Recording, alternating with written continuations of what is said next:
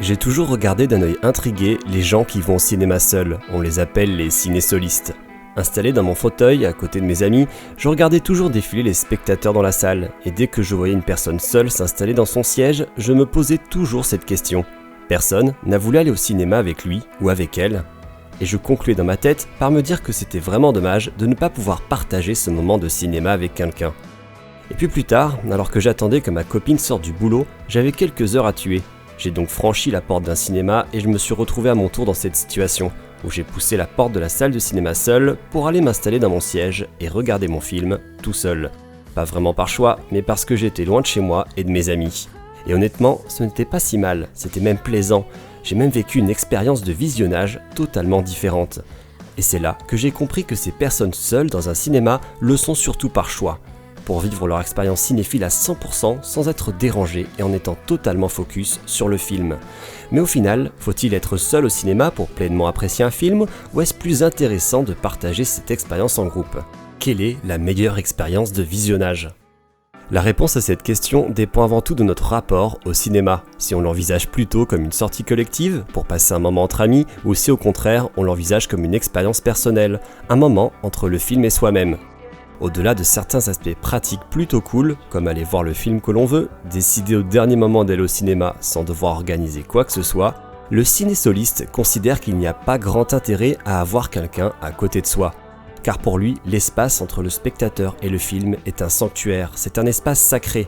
On ne manque pas une miette du film, on suit l'intrigue à fond, la seule distraction étant le bruit des doigts dans notre paquet de popcorn. Il y a donc un énorme avantage à être seul pour aller voir par exemple un film au scénario prenant et complexe. De même, on peut se demander quel est l'intérêt d'être à plusieurs pour aller voir un film alors qu'au final, nous sommes seuls face à l'écran. Le visionnage d'un film est un voyage qui se fait seul et les émotions ressenties seront quoi qu'il arrive personnelles.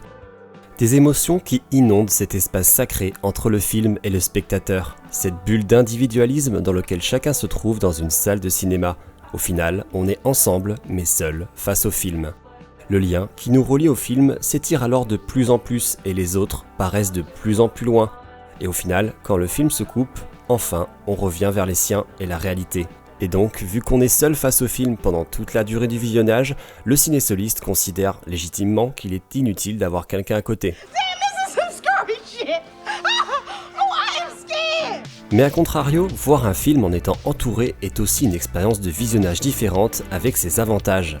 Échanger furtivement avec la personne à côté de soi, un regard approbateur, satisfait au contraire déçu par le film, est quelque chose de génial. Il est également plaisant d'aller voir un film dont on est plusieurs à attendre avec impatience la sortie, de confronter nos attentes respectives avec celles des proches assis à côté de nous. Le cinéma est alors un moment de partage qui pourra se prolonger autour d'un repas ou d'un café une fois sorti du film.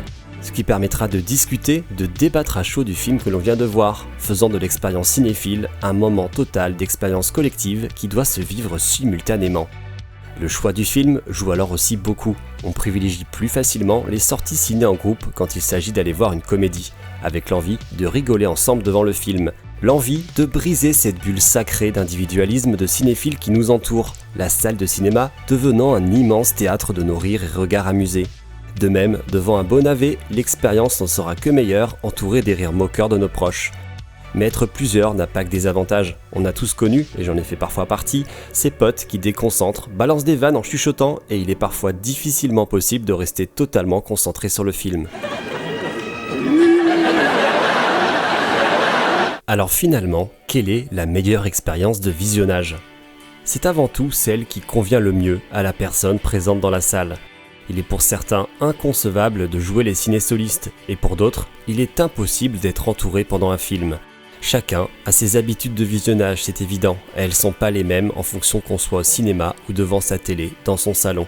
Trouver la meilleure façon de voir un long métrage n'est pas forcément évidente, mais une fois trouvée, il ne faut plus la lâcher et continuer à la pratiquer.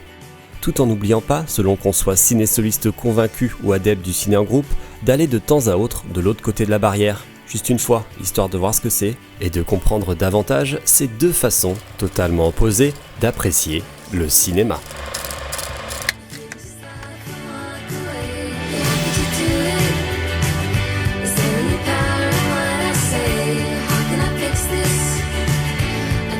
Guess you didn't stay. this? You say you wanna do it over, but is it ever really